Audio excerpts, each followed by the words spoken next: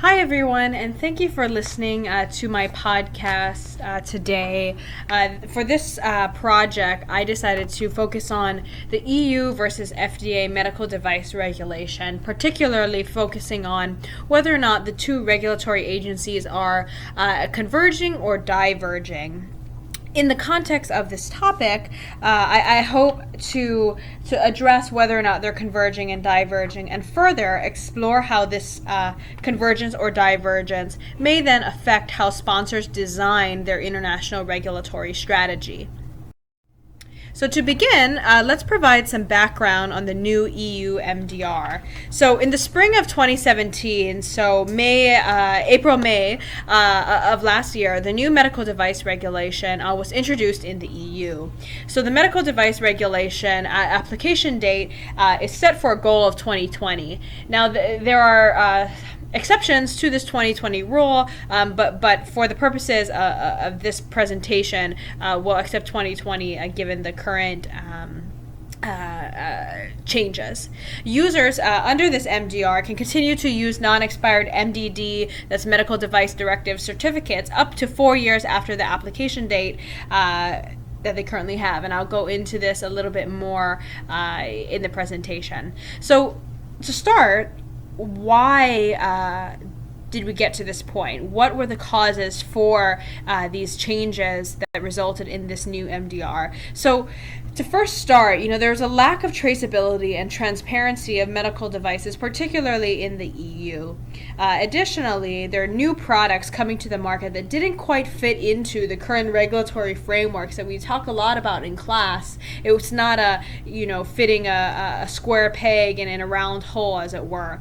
And then further, and probably most importantly, recent controversies concerning medical devices in Europe and globally really demanded that these agencies address safety better, particularly recent cases of metal-on-metal hip implants and silicone breast implants really shed light on the need for increased safety. As a result, in an effort to regain trust and really prevent unnecessary risk to the consumers, us as patients, the EU established a more verbose medical device regulation that ultimately placed safety further at the forefront. So discussing changes to the new MDR. So the most obvious change is that the document itself is 4 times longer than the Medical Device Directive, its predecessor. Also, the term safety itself is included nearly 300 times compared to only 40 times in the previous directive. So something to consider here, which we'll unpack more later in this podcast, is does the fact that we mention safety more actually make devices more safe? Is the fact that it's 4 times longer and there's more regulation actually better and safer for consumers? Something just to think about. So in regarding specific changes, there are a number of key changes to the MDR. I have included some of them on this slide and the following slide, but please, just as a reminder, I've selected just some key changes, not entirely comprehensive, but we'll dive deeper into a few of them that I find most important for this group. So to start, one of the first changes to the MDR is the recertification of existing products within the context of this new regulation. So there's no grandfathering provision. So devices that were previously grandfathered in as legacy products must be recertified under this new regulation. And that might mean quite a bit of work for the majority of companies that might operate within this grandfathering provision. A lot of paperwork, a lot of administrative work to be done. Additionally, there might be some requirements to update technical documentation, clinical data, and labeling. There may be reclassification of select medical devices into higher risk categories. So this is something to think about, right? So when a device itself, depending on its situation, it actually may be considered to be higher risk than originally classified. And this new classification of particularly reusable surgical devices now require a notified body oversight. Continuing on to additional changes to this MDR, so, concerning reprocessing of single-use devices, these reprocessors must ensure safety and performance that are equivalent to the previous single-use device, requirements establishing a unique device identification, a UDI, tracks the devices through the supply chain. There's been an expanded definition of the medical device to include non-medical and cosmetic devices. This includes the sterilization and disinfection of various devices, and in particular, so requirements for more in-depth clinical data proportionate to the level of risk associated with the device pre- and post-market. So I'll dive more into this later, but that is one of the big ones. Additionally, there's a centralized UDIMID data portal, so touching on that UDI and traceability, where all incidents and injuries are reported. So substantial illness and death, those dates of reporting, there used to be a 30-day window, now there's a 15-day requirement, so it's a little bit faster. Another thing to think about is, 15 days, that's about 2 weeks, so is that still too long? Won't discuss that too much here, but something to think about and something I thought about through my analysis. So performing more of a deep dive into these key factors of the MDR, I mentioned that I'll highlight a number of the key factors on the previous slides and then deep dive into a few more that I think are most relevant. Excuse me. So the first is clinical evidence. So one of the most important changes companies may face within the scope of the new MDR concerns clinical evidence. Within the new MDR, the clinical evaluation and clinical investigation requirements will expand quite significantly. Historically, companies were able to base their arguments for equivalence on prior devices in order to eliminate that clinical burden or mitigate that clinical burden. Most devices will now need some form of clinical evidence, regardless of classification type, as I mentioned on the previous slide. And devices will be expected to have to evaluate clinical data, to have a clinical evaluation plan, and require a clinical evaluation report. Concerning high-risk implantable devices or Class 3 devices, they'll require clinical data, including actual clinical investigations that are conducted by the sponsor. Of course, all of this in accordance with the good clinical practices deemed necessary. So something to keep in mind is while exactly how much clinical evidence is needed is determined by a ranging of factors inclusive of the level of risk or clinical individuation, the fact that now these devices require a summary of safety and clinical performance reviews is new and a new requirement for sponsors that they should be aware of and are action items, so something to keep in mind. Additionally, so for the post-market clinical surveillance side, the MDR really bolsters that clinical surveillance. Under the new regulation, no longer is it going to be just a simple checkbox that we've done our surveillance. For nearly all medical devices, inclusive of the lower class devices, there will be expanded forms of surveillance, and you should expect that as a sponsor. So there will be a mandatory post-market clinical follow-up, a PMCF, and periodic safety update reporting requirements that will ensure that the clinical evaluation and risk management is accounted for. Something to keep in mind is that in this context, manufacturers will also be required to identify and address if there are gaps between the clinical evidence to ensure device compliance with current standards. So where the device is at now and where it needs to be in terms of being compliant, they'll need to address that gap. And of course, so expanding transparency and traceability via this UDI system, it ultimately will make monitoring the whole life cycle of the device more transparent. So it allows patients, for manufacturers, for healthcare institutions to access the relevant data on these various devices and ultimately, hopefully, reduces medical errors and makes it more efficient in identifying medical devices. So continuing on to the main topic of my presentation is EU, MDR, and FDA, Convergence or Divergence. So now that we have a background on the EU MDR and we've studied the FDA context quite a bit in these last 7 weeks or so, given these changes, are we seeing a convergence of the two regulatory agencies towards harmonization, or are they diverging?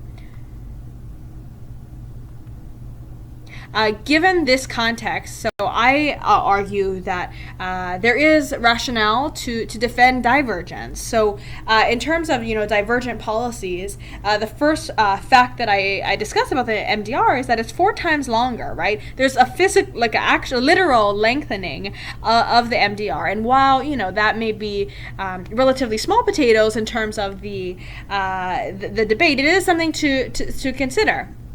Conversely, the U.S. is seeking a trimming of regulatory policy. So in 2017, the Trump administration called for a 75 to 80% reduction in regulatory or regulations that served as burdens, and that too much regulation was burdensome and inhibiting, in the context of healthcare, inhibiting patients from getting access to treatments they needed.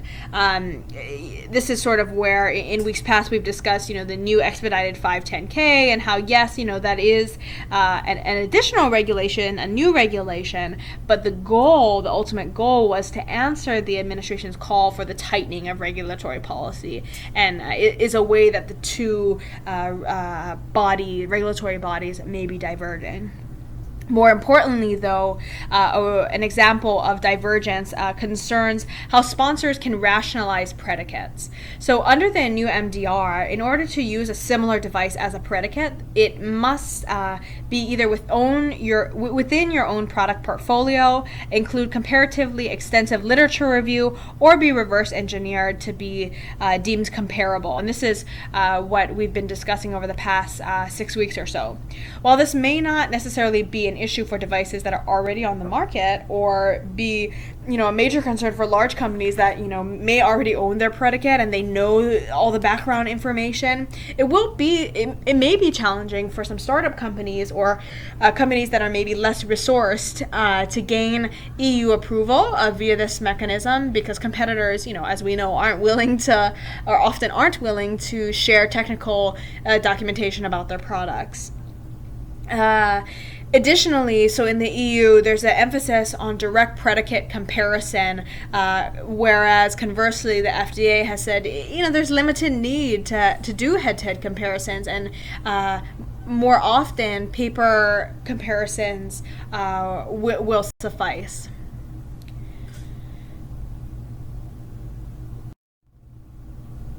So, discussing this in the context of impacts on international regulatory strategy. So now that we understand, perhaps there is some divergence in these two regulatory agencies, what does that mean for us as regulators? What does that mean for us designing our regulatory strategies within companies? So while the MDR, will be fully functioning more or less in 2020, regulatory strategists have already begun assessing what this means for their company's product portfolio.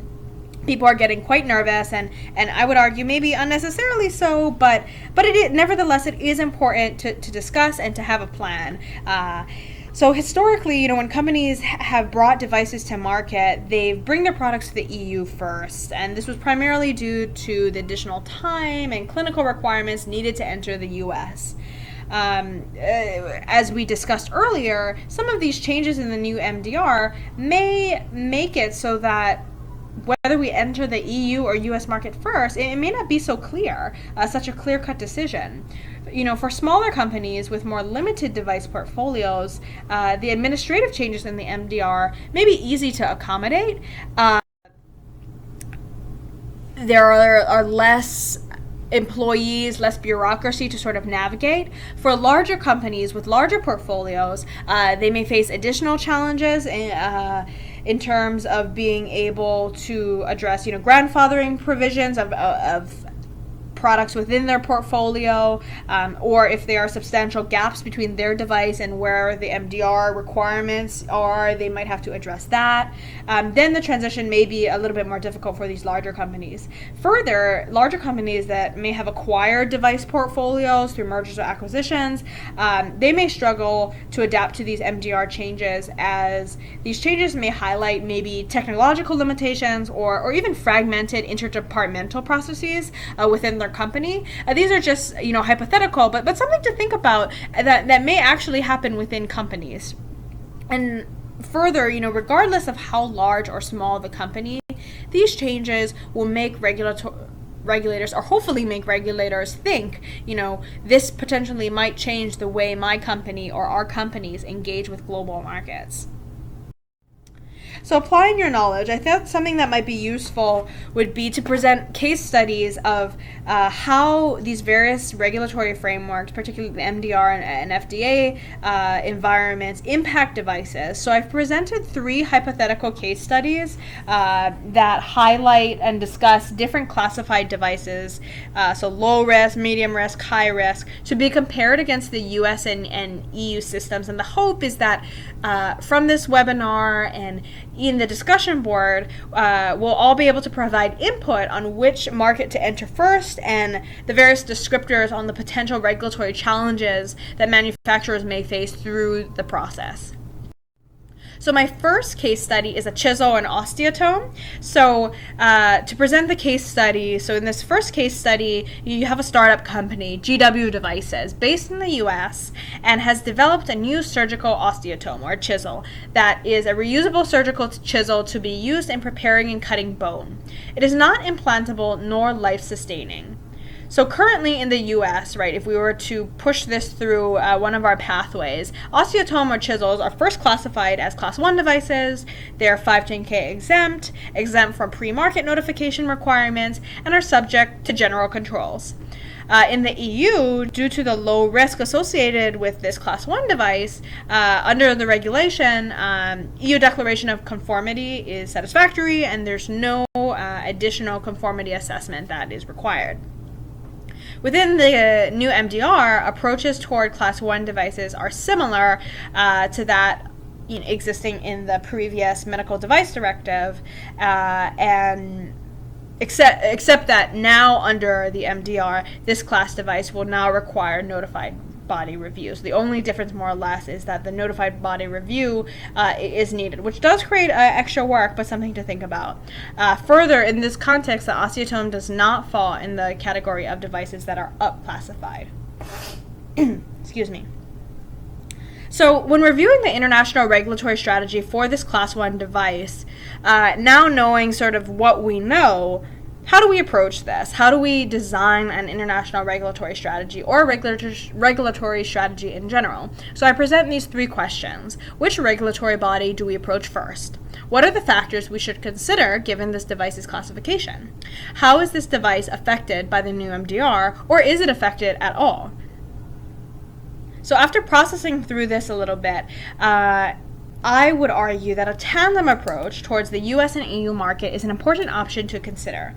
Instead of focusing solely on entering, one market versus the other, it's important to take a global approach, and that might actually be preferable. Now that notified body review is required for this Class 1 device in the EU, this may extend some time for the review compared to the prior review under the medical device directive. And so that said, given this extended review time that occurs under the MDR, are there significant advantages entering the EU versus the US market? Before, that was one of the major pitfalls, is that, the US takes so much longer, there's so many more hurdles. Well, given these new medical device regulations in the EU, is that the case anymore? So something further to consider is, when startups are seeking funding, venture capitalists now also require companies to develop parallel strategies, so these parallel truly global approaches before funding. So that might be something to consider when devising your regulatory strategy. This Class 1 device does not require clinical data, and the device's risk is extremely low. So approaching both markets in tandem might eventually just provide you the largest market share. So now moving towards case study 2, the laparoscope. So In the context of this case study, startup company GW Devices, based in the US, has developed a new reusable laparoscope to be used specifically in surgical specialties. So it's not implantable or life-sustaining. In the US, laparoscopes are classified as Class 2 devices. They're reusable, and FDA quotes validated reprocessing instructions and reprocessing validation data for this device is required. So from a regulatory perspective, and the US, we can say, okay, so can we do a 510K submission, and is it appropriate, and how does substantial equivalence tie into this? Substantial equivalence can be established via a predicate device and paper comparison in the US. In the EU, this device would be classified as a Class 2A and may be considered a short-term active invasive device. So short term meaning, it's in the body for a short amount of time, but it is indeed invasive. Under the new MDR, with this Class 2A classification, GW Devices will need clinical head-to-head comparison data. That's, a major difference there. And without technical documentation on their predicate, the company may need to either, reverse engineer the comparison, or say, that this device, this is not the case, but if the device itself was no longer available, they would need to reference the literature in order to support that. So following that, GW Devices would need to prepare a technical file which includes actual clinical data. This technical file must then be notified, or audited rather, by the notified body. And further, as a US-based company, GW Devices will also need to identify a representative in Europe that represents them to the European regulatory authorities. So there are multiple steps there involved in this pathway. So now coming back to these questions, so which regulatory body do we approach first? What are the factors we should consider given this device's classification? How is this device affected by the new MDR? Is it affected at all? And so in processing through these questions, while I would say, a global regulatory strategy like that taken in case study 1 is always ideal, doing so requires a lot of resources, and that's not always available, particularly for startups. So important things to consider when submitting this type of device, whether it's to the EU or US or a tandem approach, is the type of testing required to prove substantial equivalence. So if entering both markets at the same time, isn't possible, I would actually advocate for an EU entry market first for this device, because in the EU there are notified bodies, right? So we've discussed this a bit before in our presentations, but in the EU we are able to shop around for notified bodies and have conversations ahead of time with these bodies before actually selecting them as the reviewer. So as a regulatory strategist, you can essentially shop around and find a notified body that actually will provide you feedback and potentially even be willing to accept it via paper comparison. So that's a benefit, I would say, in comparison to in the FDA, where notified bodies don't exist in the same capacity, or don't exist. That said, entering the EU market first allows you to select your notified body that may be more favorable to your product, provide you that feedback, and then you can then use that feedback to leverage in your discussions with FDA. So my final hypothetical case study concerns a biventricular pacemaker. So in this case study, startup company GW Devices has developed a new biventricular pacemaker with some sort of innovative means of stimulating the heart. It is both life-sustaining and implantable, and currently in the US, pacemakers, as we know, are classified as Class 3 high-risk devices. Concerning potential pathways to market, you think, okay, so PMA, de novo, what are their options are there? In analyzing what might work, so de novo pathway deals with down classifications and should be used for devices where no predicate exists and whose risk is actually lower, so Class 1 or 2. But I would say, given the innovative way this device claims to stimulate the heart and the level of risk, in the US, perhaps maybe advocating for submitting a PMA submission is more ideal because of the competitive advantage it has over your competitive companies, establishing the new way of stimulating the heart is indeed an innovative and significant act towards the patient. So that's something to consider. And then also, logistically, as a small business with as a startup with no prior PMA submissions, the company would actually qualify to have their first PMA fee waived. So these are all just small logistical issues that really do add up in the end. And when you're deciding which regulatory agency to engage with first, something to consider. In the EU, under the prior medical device directive and the new MDR, class 3 devices such as pacemakers would require the design dossier, which is the critical step, for Europe's CE marking process for this type of device. Under the MDR, this device will need more rigorous clinical evidence than what was previously established. GW devices will then need to conduct clinical investigations to ensure they have sufficient clinical evidence to support safety and performance claims. So overall, when addressing the questions I posed on this slide, so which regulatory body do we approach first? What are the factors we should consider given this device's classification, and how is this device affected by the MDR, or is it affected at all? I might say that ideally a truly international strategy is the key. With additional clinical evidence requirements in the EU, this will ultimately extend the time variation in the EU market that reduces the differences in benefits between the US and EU markets. So that's something to consider. And that said, it may benefit GW devices to take this tandem approach if possible. But if resources are scarce, and you can't do the tandem approach, I might actually advocate for a US first strategy because it holds stricter requirements.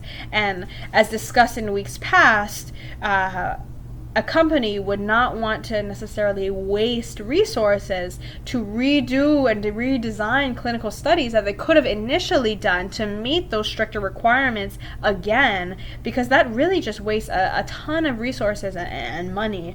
And so when balancing which regulatory agency or body to approach first with this high-risk device, that is an important factor. And further, we won't touch too much into this in this discussion, but something to think about and perhaps discuss in the discussion board is what is the role of CMS and reimbursement in this narrative? So looking forward to discussing that more as well with you folks.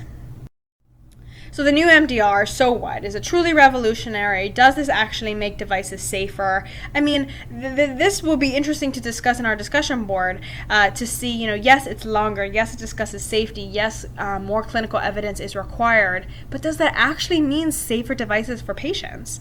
And, all this work on behalf of regulatory staff to update their portfolios in accordance with these regulations, what does that actually mean? So I'm looking forward to discussing more of that in the discussion board. And overall, I would just close with, we live in an increasingly globalized society where the goal is to reach harmonization. And with continuous development of these innovative devices for patients, it's so critical that we implement international regulatory strategy from the beginning. And so while the MDR will increase clinical data requirements and address device classifications and increase post-market surveillance for companies, companies should not be too concerned over these new regulations, because a lot of these regulations already exist in other regulatory